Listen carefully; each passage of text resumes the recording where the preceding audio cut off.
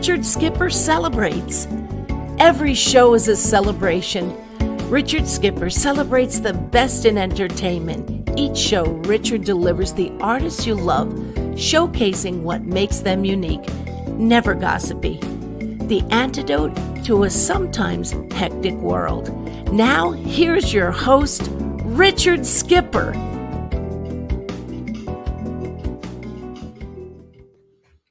Happy Monday, everyone, and welcome to the latest edition of Richard Skipper Celebrates. What are you celebrating today? For those of you who are here for the first time, welcome. My show is all about celebrating life, celebrating art, celebrating artists. And these are very unprecedented times right now, and we need to find something to celebrate. Whether we are ready for it or not, Christmas is down the pike, and it's coming at us like a speeding locomotive. There are many things that are coming at us right now like a speeding locomotive, but I am very excited to welcome our guest today, John Pielmeier. And I want to say, a few weeks ago, John was scheduled to be on the show, and unfortunately, circumstances in my own life precluded that show from taking place at that time. But John, I want to say something publicly to our guest and to you. When I reached out to you and explained what was going on, and that was because a friend of mine had passed away, you didn't respond with an email. You responded with a phone call. And you and I had never met. We've never spoken. And I don't know each other. But the fact that you picked up the phone and called me rather than sending an email speaks volumes about you and your character. And I want to let you know that that meant the world to me. Thank you, Richard. Thank you very much for that. To me, I just love, real contact with people. Emails are certainly convenient and fine, but I love to speak to people when I can. Well, I do too, and I'm thrilled that you're here today. Or when I'm in person, that would be even better. Yeah, well, I hope that someday that's going to happen. You actually don't live that far from me. I'm not going to give away your location, but you do live in Garrison, New York, one of my favorite spots in the world. I live in Rockland County, just below Nyack. But we're going to talk about the road that led to getting to where you are right now. But I want to ask you, my show is called Richard Skipper Celebrates. And in addition to the holidays coming up right now, what are you celebrating in your life right now? Well, one thing I'm celebrating is that my wife on Thursday turned 70. And so we're having a big celebration for her. I mean, she and I, we're not obviously having a party, but we're having our own little party. So it's odd. I'm celebrating right now. I turned 60 this year, and it's odd having a milestone birthday in the middle of a pandemic. Sure. And of course, many of us think that we're heading outside of this. And right now, we're going through this emotional roller coaster. Last week, imagine everyone, Hamilton, the hottest ticket on Broadway. Full house, audience sitting there. Everyone's vaxxed. Everyone's boosted. Everyone's wearing their mask. Just before the lights go down, someone walks out on the stage and announces to the audience, this audience, by the way, who have saved their tickets, saved to come to New York to see the show, that afternoon show will not be going on because someone in the cast has been exposed to COVID. How do we get through this time, John, with this, emotionally? Nothing like this has ever faced any of us before. Yeah, I think we get through patience and faith. Hey, there's a lot of wonderful things that can happen in our homes. So we do that. We don't, am cautious, but I'm not fearful. That's how I really try to avoid fear as much as possible. Or when fear comes, I try to kind of put it in the back burner. That's hard. I love the fact that you say that, because I think this country is divided into two factions, and I'm not getting political on this. I'm talking about those who operate from hope and those who operate from fear. Yeah. And we're going to cover both of those areas with you today, because I've been doing a little research into your life and history. I know that you grew up in Altoona, Pennsylvania, and I was reading some things about that life growing up there. I asked you early on, and I'm going to pull this up, for a photograph of you at 5 years old. Now take a look. You haven't changed a bit. Right. You look exactly the same. But the reason I asked for this photograph, because I believe that the 5-year-old self is the purest self. For me, it's before school starts, before peer pressure gets layered on you, before teachers start telling you who you should be or who you shouldn't be. And I'd like you to tell us a little bit about who this 5-year-old boy is. I love this perception that you say that this is the pure self, because in a way it is. About a year later, or less than a year later, a very difficult thing happened to me in my life when I was 6. I had just started first grade and I was very, very, very shy and frightened on that in first grade. And I remember the first day of school, a little boy sitting in front of me turned around and made friends with me. He basically said, "It's going to be all right." And that meant so much to me. And over the next few weeks, we became friends. And he was from a different area in town than I was. And a couple of times, he walked me home from school. And then my mother would drive him back to his house. And one day my mother said, maybe you should not ask him not to walk home with you from school today. And that was really hard for me to tell him, that my mother doesn't want you to walk me home from school today. And we kind of split up on a corner, and on the way home, his way home, he was hit and killed by a car. Oh my God. So, that sort of was in many ways a very formative experience in my life. It was very, very tough for me at the time, obviously. And I remember him still. He was, that kindness and that friendship that he showed me made a great difference in my life. And so that was maybe, less than a year after that photo was taken. And that was probably the first big step in my life of growing up. Wow. Wow. That is a major. I remember you bring that up. I had a friend, David Watts, in school around the same time. And David Watts was hit by a truck and was killed. And it was the first time that I remember as a child that you did not have to be an older person to die. Yeah. And that was the first time that I was hit with that reality. Yeah. And we're going to talk a little bit about the evolution of Peter Pan in your life. But I read somewhere, or I heard somewhere, that your mom used to read to you the stories of Peter Pan when you were growing up. But I think that the original stories of Peter Pan were from the Golden Books of Peter Pan. It was the Disney version. The Disney version. It was the very first movie I ever saw. Was the Disney animation, a movie that I just adored then, and that I rather just dislike strongly now. Reasons. Some of them obvious, some of them not.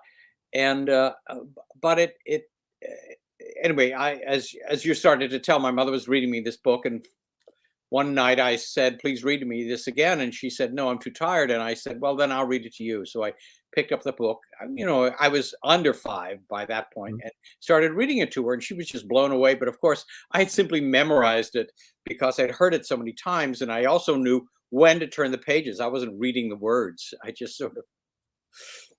And as you were reading, routine. As you were reading this to your mom, were you acting out the characters as well? Because I know I have no memory of this. This is my mother's story, you know. Okay. Maybe she made it up. I don't know. Well, it's a great story, nonetheless. Where did the bug begin for you? Because you started out as an actor. Right. Yes, I did. I wanted to be an actor. By the time I was 12, I just wanted to be an actor. I have no idea where that came from. I started writing plays when I was 6 or 7, and I'd never seen a play, so I'm not sure how that came about. And you know, I do them and perform them in my living room for an audience of one, you know, neighbor kid, and but I never thought that I could possibly be a writer. That wasn't a possibility. I wanted to be an actor. That, for some reason, I thought, oh, okay, that's possible. The writing world is just not for me. I'm just not talented enough. But as you're writing, I mean, was your writing an outlet for the expression of acting? Maybe. I'm sure in some ways it was. Yeah. But I really wanted to be an actor when I was 12, and I was afraid to tell my parents this. It was really difficult for me to tell them that. And when I finally was able to tell them that, sometime in high school, they were so supportive of it. It was just, I don't know why they were supportive. It was really generous and kind of them. And so I went to undergraduate school with intending to be an actor, and fell in love with the stage. And in my senior year of undergrad school, I wrote my first play, and sort of things moved on from there. But, you know, again, looking at your resume and looking at your history, you've had the experience that every actor envies. You've worked at almost every incredible regional theater in the country, or so it seems, looking at your history. When you started out on your path, did the opportunities that were happening for you begin to happen because of a particular pursuit of going after particular roles, or did it happen because of the people that you were meeting along the way and the opportunities that were coming? I think it was definitely the people in the way. You know, I was very fortunate to meet some wonderful people who were very, very kind and incredibly supportive of me. I was so lucky. When I was in the undergraduate school that I went to Catholic University in Washington, D.C., and it was had a very strong graduate program as well as an undergraduate program. But you know, as we find in many schools like that, the productions that they did were mostly cast with grad students, and very seldom did an undergraduate get cast. I was cast all the time as an undergraduate. I was just so lucky to have that experience. And then I wanted to go to grad school. I felt I just wasn't ready for the real world. So I decided to go to Penn State because it was near Altoona. My father wasn't very well at the time, and I thought it was important that I be close to home. And when I went to Penn State, I was actually rejected by the acting program there, and consequently I entered the playwriting program and proceeded to mostly act for the next three and a half years. But when I was there, I had a teacher who became really my mentor, a man who is responsible for anything, for my being here right now, and my talking to you. He was so supportive of me when other professors there didn't really have any faith in me at all. He did. And what was his name? And if you could tell Archie Smith. Okay. Archie was an actor himself. He started out as a young actor, acting with Helen Hayes. He was in. He played. He was in the Broadway production of Inherit the Wind, playing. I remember the name of the guy on trial. Well, the Scopes trial. Scopes, yes. Yeah. And working with Paul Muni and so forth like that. And he was just a wonderful actor and a wonderful positive teacher and positive man. And he just got me to auditions that got me to my first acting job. And from there, it just sort of went on Well, what is it that he instilled in you as a mentor, that he instilled in you artistically, and also that he instilled in you as a man that you have carried throughout Well, I your think, life and career? yeah, I think he sort of really made sense, taught me about emotional connection and emotional recall as an actor in a really serious, wonderful way. Uh, I remember doing a scene in his acting class uh, that just somehow changed everything for me. That just worked so well, uh, and it was just made a huge difference in my acting. Now, as you started, I interviewed Davis Gaines a few weeks ago, and incredible actor. And he said, being in this business is like being in a pinball machine. He said, you go into this career with lofty goals and ideas, but Yeah. once you're in the midst of it, you're being tossed around like a ball in a pinball machine. Well, And yeah. and you find that it's the people that you're meeting, the circumstances, and everything. I want to ask you, in terms of the pursuit of your career, how ambitious you've been, and how much of it is based on the people and the circumstances you've met along the way. Well, I have a great ambition, but I'm not not an ambition that's going to make me go out and kill for a role. But Exactly. I do Yeah. what I can. All of my acting roles and regional acting roles really came one from the other. People saw me act. Artistic directors saw me act and hired me for their theater, and I had no problem getting cast regionally, and Mhm. had a hell of a problem getting cast in New York City Mhm. and finding Well, an agent in New York. that was going to be my next question. Was New York a goal of yours? Well, I moved to New York in 1977, and but just kept leaving town to act regionally.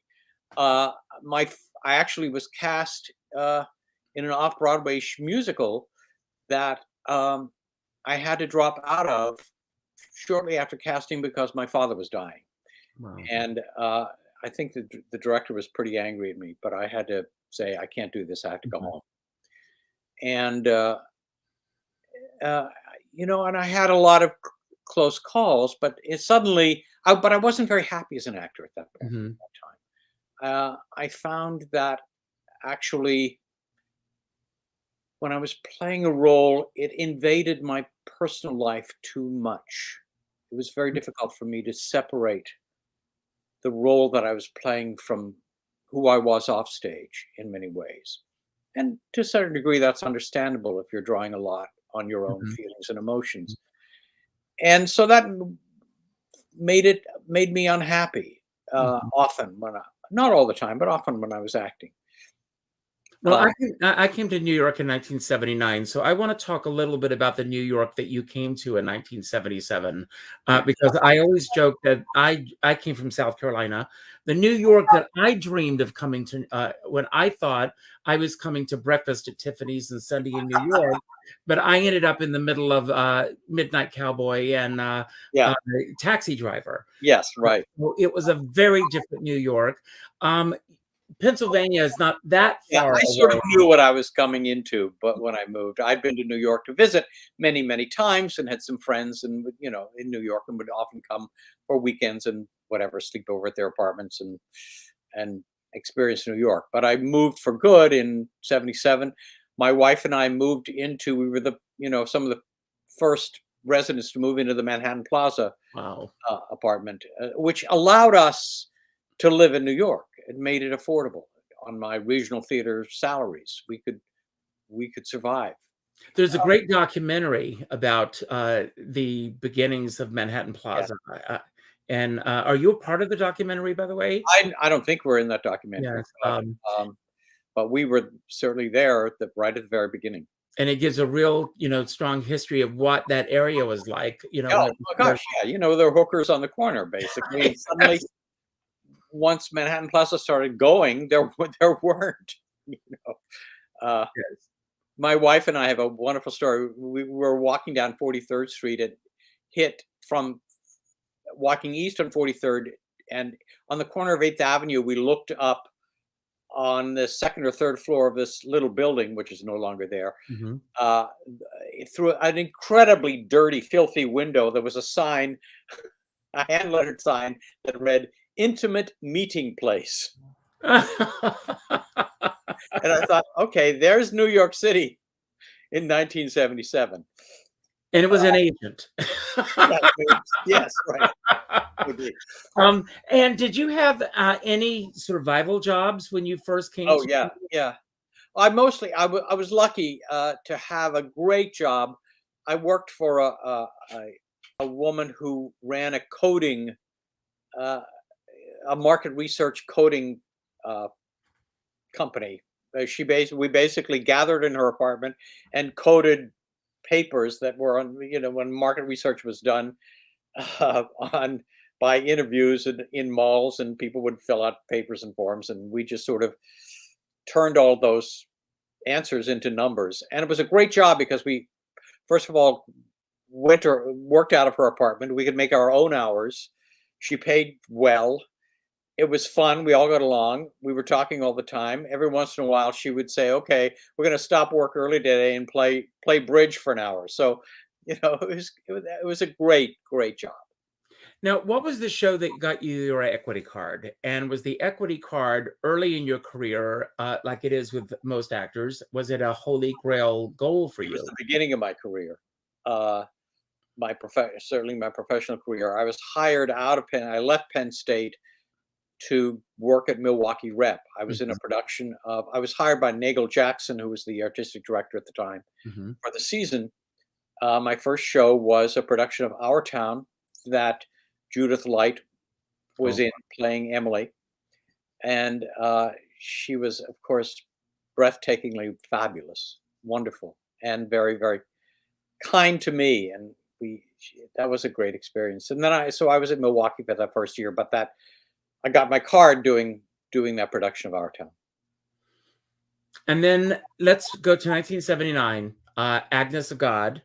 And of course, your life changes, tremendously. Totally. Yes.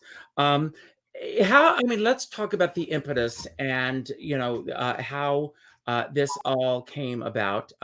Here is a poster that of Agnes of God, and how the brainchild and how this all began, and the evolution of the show.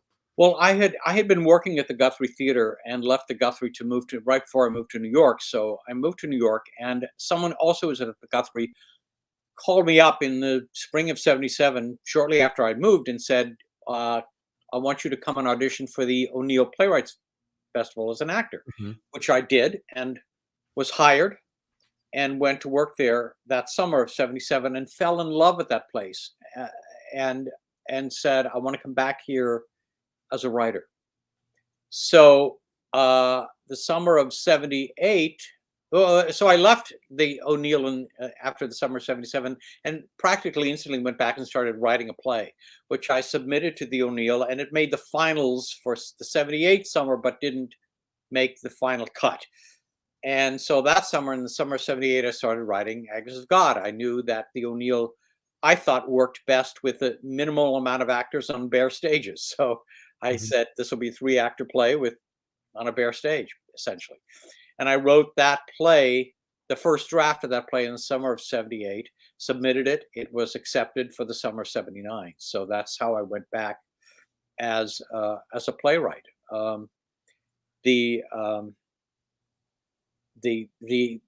Back then, the O'Neill, the writers who were accepted for the summer would go to the O'Neill for a long weekend in May, just to kind of get to know each other, and we read our plays to each other and so forth. And my roommate, we had to share rooms at the time, and my roommate was David Henry Wang. So with his first play at the O'Neill, so it was a wonderful experience back then. And were you on typewriters clicking away at the same time? I guess. I mean, at the O'Neill then, and it still may be true today, we each had 3 or 4 days when our play was rehearsed and performed. So even though the writer was there for 4 weeks, you were really actively working during those 4 days when your play was up. So and obviously I was doing certain amount of rewriting there. I can't remember how much at the time and so forth. But it was done at the O'Neill, and at the same time, I had sent a script to John Jory at Actors Theatre, where I had worked as an actor, so John knew me. And John said, yeah, he wanted to do it for the Humana Festival. So the first professional production was at the Humana Festival in Louisville. There was a non-professional production of it in Jamaica, in Kingston, Jamaica, in October of '77. That one of the directors at the O'Neill directed, and but the first professional one was at Actors Theatre in the Humana Festival. And I want to talk about the impact of, I mean, because it was such a phenomenal hit for you. The pluses and minuses of a show of that magnitude. And Well, go ahead. Well, we didn't know it at the time. I mean, it was there were a lot of people who hated the show. I remember when I was at the Humana Festival, Jack Kroll, who was the critic for Newsweek, stormed out. He was furious. God knows what he was angry about, but it really hit him in a bad way. And he, in his review of the Humana Festival, he said the one failure of the Humana Festival is Agnes of God. You know, so you just, you know, what can I do but shrug my shoulders about that? Right? And there are, you know, it's not been a play that has often, it has really upset certain critics deeply in ways that I don't understand, but it has. And at the same time, after the Humana Festival, it had 6 regional productions the following year before it came to New York. And one of those productions, which was in Baltimore, led to the New York production. There were 5 or 6 producers who came down to see it. And I, you know, had the unique experience of having to pick between 5 producers of who I wanted to produce the play on Broadway. And when, where, and how did you hear about the film production coming about? That was, you know, again, very fortunate. My agent at the time was very close friends with Norman Jewison. Norman actually came to the very first preview of the show in the Boston tryouts. And Norman had always talked to her. And my agent, Janine, finally talked to Norman and said, come on, Norman, just option this thing. So he optioned it, and I was very, very much a part of that production. He was very, very supportive of me and kind to me. It was his idea to set the movie in Canada, which I thought made great sense because of the close connection between church and state in Quebec, especially. You know, there are crucifixes in the courtrooms in Quebec, so something you'd never find it in the States. But suddenly it made a great deal of sense. I thought that since the play takes place in a bare stage, we don't know where it takes place really, and there's a certain foreign feel, I think, about the play, and I think the movie setting it in Montreal really helped capture that. Now, I was very, very pleased with the film. I thought the ending, I'm not happy with the ending of the movie. I thought that the attempts that we made to translate the monologues that the psychiatrist has into scenes in the movie didn't really work.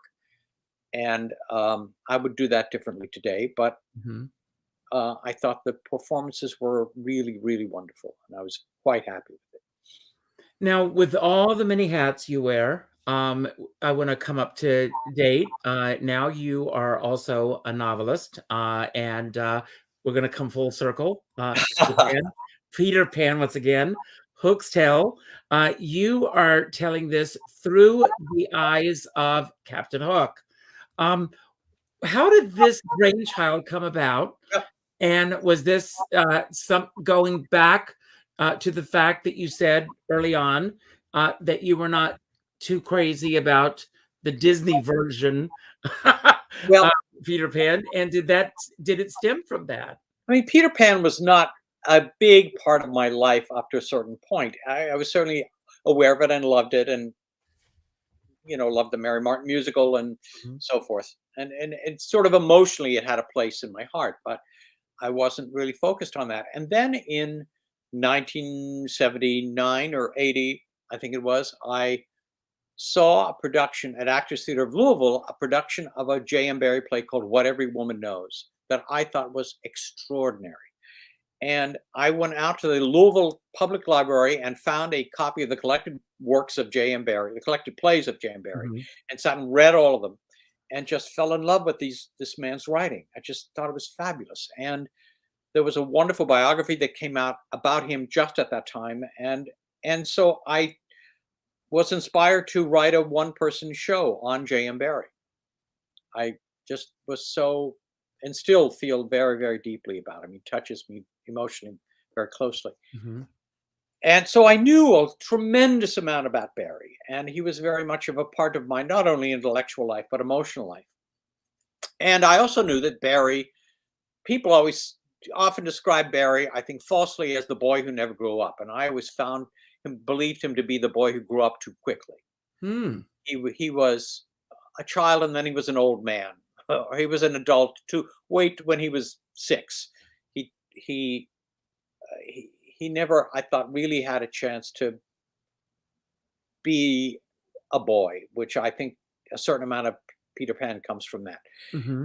But he always identified himself with Hook. That's how I think he saw himself.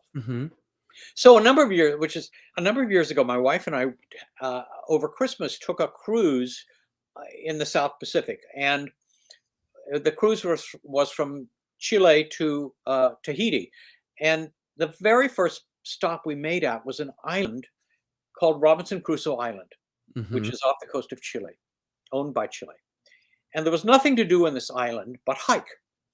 And so my wife and I started taking a hike up to a mountain ridge over this island. Now, I knew a bit about this island because sort of my esoteric knowledge about some things. I knew that this is called Robinson Crusoe Island because in 1701, a sailor named Alexander Selkirk was voluntarily marooned on this island. He had gone to the captain of his ship, a British ship in the Pacific, and said, "Our ship is in really bad shape. We need to dock and get it repaired." And the captain said, "No, we're not going to do that. If you're unhappy, get off."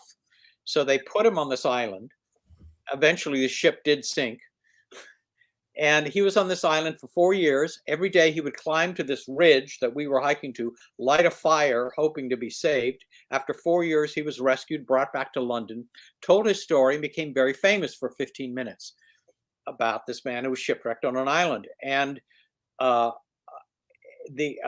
Daniel Defoe heard this story and said, "Oh, this will make a really interesting novel." So he wrote Robinson Crusoe based on Alexander Selkirk's story, which is why the island is now called Robinson Crusoe Island. And I had figured that Selkirk, this is all my imagination as we're climbing this island, that Selkirk had described this island in London to the newspaper reporters. And Defoe's, I thought, well, maybe Defoe's island, his Robinson Crusoe Island, fictional, was based on a map of what this island was. And I knew that Robert Louis Stevenson, whom I also adore, wrote Treasure Island, kind of inspired by Robinson Crusoe. So the Treasure Island map, I thought maybe that was based on the Robinson Crusoe map, which is based on the Selkirk map. And I know J.M. Barrie loved Robert Louis Stevenson and Treasure Island, so I thought, well, maybe Neverland is based on Treasure Island, is based on Robinson Crusoe Island, which is based on this island that I'm hiking now. And suddenly, this all happened in a matter of seconds in my mind. And I looked out into the bay, and there was our cruise ship. And suddenly I thought, no, that's not the cruise ship. It was Hook's pirate ship. And we climbed to the ridge, and looking over the ridge, there was the Mermaid Lagoon. And up on north was the promontory where the native village was. And so suddenly I'm walking on Neverland. This was the real inspiration for Neverland. I became convinced. And because this became so real for me, I started asking some real questions about, well, if that's Captain Hook's ship out there, how did it get there? If he's a pirate, who's he pirating? this island, Robinson Crusoe Island, was part of an archipelago. Maybe Neverland was part of an archipelago. And suddenly I started asking all these questions. Why doesn't Hook fly? How did he get here? And as soon as I got home, I just started writing the story. It just spilled out of me. And hence the novel. I wrote it in 5 weeks' time. It just spewed out without stop. And wow. So it was no longer a fantasy. It was a reality. It was a total reality. It was a total reality. It's amazing. And then, it went from, first of all, I had the good fortune of being very good friends with Carol Channing. And she said, when she was writing her memoirs of sorts, she said, writing is a very solitary life. I mean, you're in a happy marriage, and what's your process when you sit down to write, whether it be a play or writing a novel? Do you retreat? What's the process for you? I come into this room where I am now, and I start writing on the computer that I am now. I usually work in the mornings. If I'm really inspired and or have a deadline or whatever, I can work all day. I can work late into the night, and I work until I feel I run dry for the day. And then I just stop. I try not to feel guilty about stopping at any time. Sometimes I write a lot. Sometimes I write 3 sentences. And when did you start thinking about this as a one-man or a play? And were you always thinking of it as a one-man play or a one-person play? I wasn't. I wasn't initially. And I had 2 actor friends of mine come to me and say, this should be a play. And one of those actor friends said, I want to commission you to write this into a play. And I said, well, I don't want to accept this commission unless I have a place where it will be done.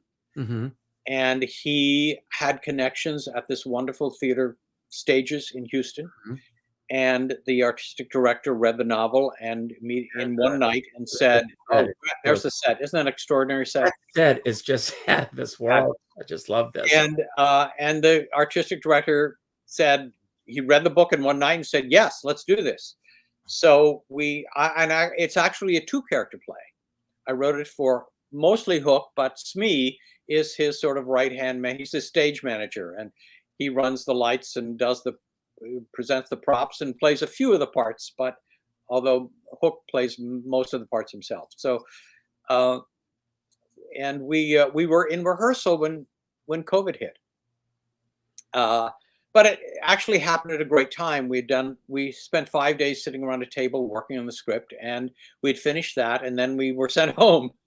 So we were about to get on our feet when we all had to go home. So it was a perfect place to stop. And then we picked up again in September of this year. Well, when I think of Captain Hook, I think of 2 major shadows, coming down. I think of Cyril Richard and Antoine Reed. And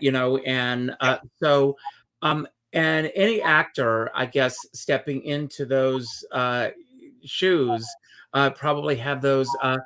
And I'm sure that for yourself as well, stepping outside of that and being able to tell Hook's story outside of that realm. What was your stepping off point? The play starts. I think I'm really happy with how this play starts with the sort of the climactic moment of the play of Peter Pan, where Hook and Peter are fighting with sword and dagger, and Hook is in his King Charles II get up with curls and frilly clothes and all of this stuff. But I wrote the scene very deliberately, a bit over the top. And just as he comes to the point, this is the first 3 minutes of the play. Just as Hook comes to the point where he jumps overboard into the gaping jaws of the crocodile, the actor turns to the audience and says, no, this is a lie. This is not who I am. I don't wear curls, and he takes off his wig, and I don't have a beauty mark, and he peels off the beauty mark, and I don't wear these stupid clothes, and I don't have these fancy pumps on.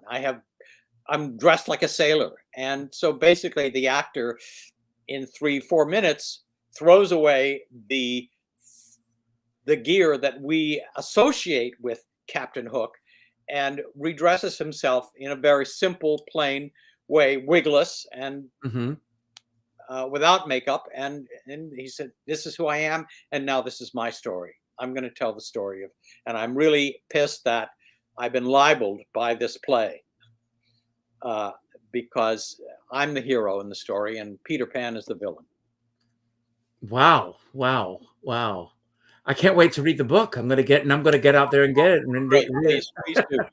I am. So, are you currently working on something now? And what's next for you? Oh boy, I'm working on. I'm kind of fiddling around with a novel, a novella. I'm not sure what it is and where that's going to go. I'm thinking I have a new idea for a new play I want to work on, but I haven't started that yet. I'm rewriting some old short stories that I wrote, kind of looking at those again, the ones that I like, that I think have some potential, and doing some rewrites, hopefully making them a bit better. And kind of going over old works also and doing some rewrites and updates and things like that. I want to talk about old works and revisiting them. I mean, with any works that you do, I mean, such as Agnes of God, you mentioned earlier, the movie, is done and that they their ending. And if there's ever like a new TV version or anything, you have hopefully a chance to go back and revisit and redo or have done that. I've done a rewrite of Agnes that is what is now available for production. Small rewrites. I cut about a few minutes from the first act, and I kind of updated some of the smoking and the terms and things like that. And it has been done in that way around the country. I think I can say that Agnes has been reoptioned, and hopefully there'll be a revival of it soon. We're just at the very beginning of that process. Well, I've got a question I'd like to ask you. I mean, thank God. I mean, you're still very much with us, and hopefully you'll be with us for a very, very long time. But Broadway has a tendency, especially in recent years, to do what are called revisals. And I'd like to get your take on revisals and coming in. And I think that I'm going to give you my take. Okay. I'd love to get your take. I look at we're in a very unique place right now in the world and in the theater especially, where people are walking around on tenterhooks, afraid to deal with certain themes and certain subject matters that were looked at differently in different eras. I look at Gone with the Wind is a perfect example. I love the fact that on Turner Classic Movies, for example, when they present Gone with the Wind now, they explain the era in which the film was made, and they explain the historical context of the film, and also certain things that were not right. For example, Hattie McDaniel not being able to go to the premiere and not being able to even sit in the room at the Academy Awards. We know that's wrong. It's just horrible. It's horrible, but they address it and they talk about it. And I was reading an article this morning about talkbacks. There's a great article in American Theater Magazine about this. And I really think that this is a wonderful opportunity for us in the theater to present these works as written and to do a talkback session with the audiences afterwards to explain that this is the way they were written at the time they were written, and to honor the playwrights as they were written, to present them as such. I'd like to get your take on the fact that we are rewriting these shows in a way that the playwright did not intend them to be presented. Well, it's a very delicate subject and very difficult to give. Are you thinking of something in particular? No, I'm thinking about any play or subject Carousel is a perfect example. Yeah. There are subject matters that Oklahoma was just recently revised on Broadway. Yes. Yeah. you know, I did not see the revision of Carousel, so I don't know to what degree they did that. I don't mind those kinds of changes because they tend to be, for the most part, small changes that make a huge difference. That that also, I think, add to a great degree. They don't really change the original intent of the piece. Mm. I find some of these changes. So I don't, for the most part, object. I don't object to the theory of doing that, but again, it depends on how well it's done, and how you know how carefully and attentively it's done. Has there ever been a situation with one of your plays where they've wanted to change something so drastically that it would have changed the intent of something that you wrote? No, not that I'm aware of. I did get a request that was from there was someone who wanted to do a production of Voices in the Dark, a thriller that I wrote, but they were doing it in a very conservative community, so they wanted to change. There's a lot of so a few F words and F bombs and shit and things like that, and they wanted to adjust that, and I said, yeah, that's okay, I don't mind that. Okay. Because that's not the heart of what that play is about. It's not, and they made the suggestions for me, and they all seemed fine. So I said, yeah, that's fine.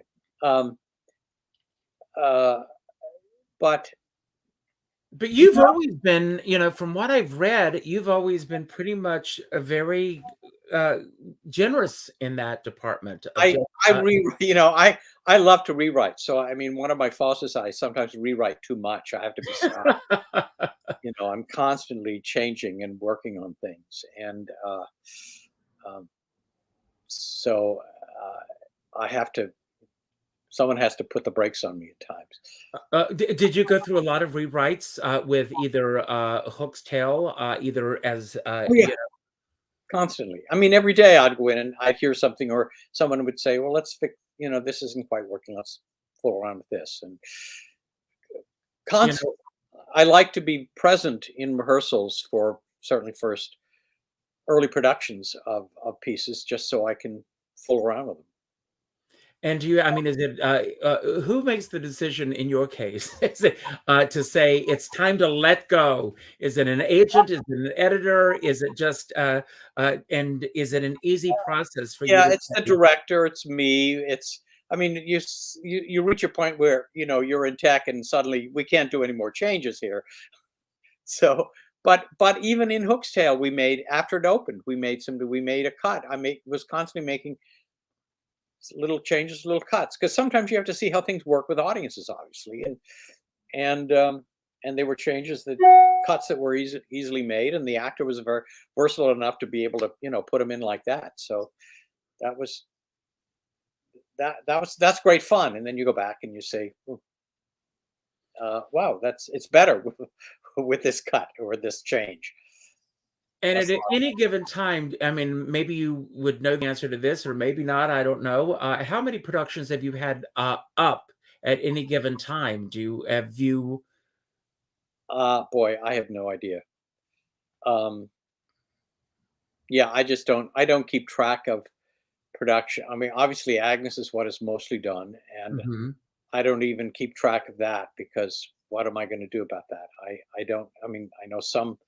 Edward Albee was sort of famous for going around and watching over so many of his productions, and it's like, hey, if someone wants to, do a production of Agnes of God, that I might, I can't control the quality of all these productions. Let them do it. That's great. Well, their experience, and they can have a good time, and I might. People ask me if I go to see productions of mine, and I say no. Why do I want to do that? It's probably the least interesting thing for me to do. Yeah, you go into the theater terrified you're going to see something awful, and sometimes it happens that way. And then you have to be nice afterwards. It's that's the nature of this business. Well, as we wind down, one of my favorite shows was Inside the Actors Studio with James Lipton. He always ended his show with his questions. So I've got some random questions I'm just going to throw at you just for the fun of it. Okay. And the first question is, what is the best quality that you inherited from your parents? Wow. I guess kindness. That's a great quality. That's good. What is the most that you have ever spent on something really stupid in your life? The most money? Most yes. time? The most money you've ever spent on something really stupid. Really stupid. Well, whose opinion about whose definition of stupid are we talking about? Something that I thought ended up to be really stupid? Yeah. I never spend money on something that I think is stupid. That's good. That's a good answer. I think it's great. It may end up being stupid, but boy, that's a good answer. I like the answer. That's a hard answer. I don't. Boy, it's hard to answer spontaneously. Sometimes I've made some choices of purchasing that. Is it stupid to buy auto insurance when you don't have a wreck? I mean, I don't know. No, that's anytime it's yeah. Insurance is always a stupid thing, but it should be stupid because you don't want it to be the wise thing to have done. Right. You want your insurance to be a waste of money. Well, or you buy something and then you go, "What was I thinking?" Yeah. Or something that you had to wear, and then you go, "What was I thinking?" What's the single best place that you've ever worked? The single best place I've ever worked. For a long time, Actors Theatre of Louisville was my second home. I worked there a lot. I loved working at the O'Neill. That was holy ground in some ways. I've been to several playwrights conferences, the something called the Gathering at Big Fork, which no longer exists in Big Fork, Montana, and certainly the New Harmony Project I've been a part of many times, and those are just wholly wonderful places. There's so many on that list. That's a long list. Wow. I've been to MacDowell a couple times. That was extraordinary.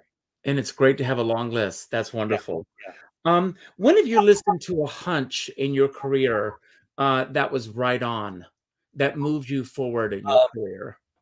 A hunch. Probably going to Penn State. Okay, good. Deciding to go there for grad school for reasons that had nothing to do with the grad school itself. It was because I wanted to be close to home, and it turned out to be a fantastic school in those years when I was there. It was really wonderful. Wonderful. Of all the people that you know, who has a natural sense of style that you most envy? Oh, again, such a long list. Sense of style. Define. Oh, the sun is in suddenly is. That's okay. Yeah. Can't do anything about that. Define style. Is this in terms of? I mean, there are some wonderful actors that I've met. There are some fabulous. That's better. There we go. Almost everyone that I meet has better style than I have. Clothing style. My wife is probably the best answer. She covers a lot of ground on that style. Oh, wonderful. In everything.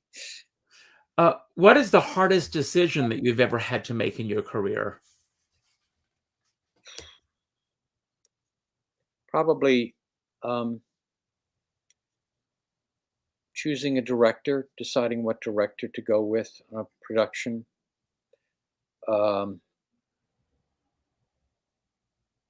Sometimes casting. decisions that had to be made. Mm-hmm. Mm-hmm. Those are always hard, because you just hope that you're making the right decision, and it's also hard if you know the people that you're not picking. I've had situations where I've had friends that I've not cast and not used, and that's really hard, and to talk and to explain to them about why we're going with someone else. With this next question, you don't have to name a name because I'm going to, for obvious reasons. But is there a single person that you have most enjoyed working with? And again, you don't have to name a name. And if so, what it was about that person that resonated so much with you? Eddie Redmayne. Oh, okay. Just an extraordinary person and human being, and a wonderful actor. And other people on that. This was on I did a television film miniseries called The Pillars of the Earth, based on this Ken Follett book. Just worked with extraordinary actors there. Eddie Redmayne, Matthew McFadden, who was fabulous, wonderful.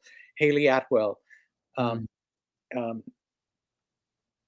It's just, almost everyone working on that show is in my A list of people.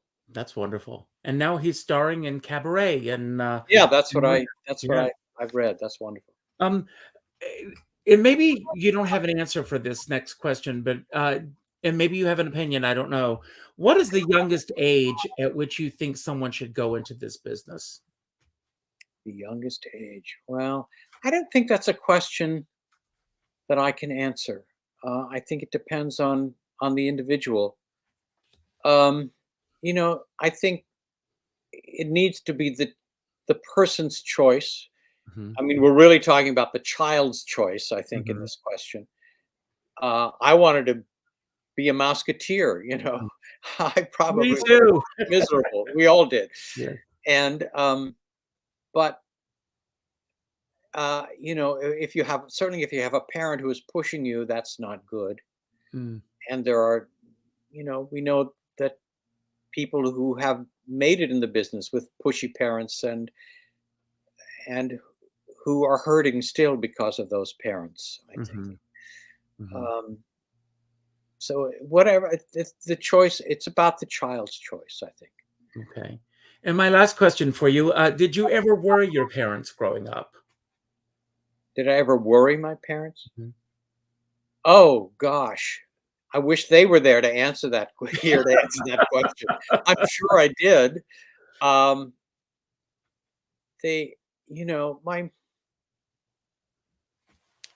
don't think so much growing up. I was a pretty good boy. Mm-hmm. I think my mother worried about my spirituality when I was an adult, and she was an older adult. Mm-hmm. She was a very strong, staunch Catholic, and I was and am not at all. Mm-hmm. And that concerned her. Mm-hmm. But we talked about all of those things before she died, and settled all of those questions. My mother and I didn't really have any issues by the time she left this earth. So that's wonderful. Well, John, don't go anywhere for a minute. Okay. I want to say thank you. Thank you, Richard. Thank you to everyone who tuned in today. I don't take it lightly for anyone who takes the time to show up. So thank you for showing up today. If this is your first time here, my hope is that it won't be your last time. My goal with this show is to celebrate, as I want to celebrate John today, and the other artists that have been on this show. Check them out. If this is your first time here, there's a little button on Richard Skipper Celebrates on the banner that says Join in the Celebration. Click on that button and check out the other artist and leave a comment. Let us know what you thought of today's show. Share this with your friends. Tell other people about this.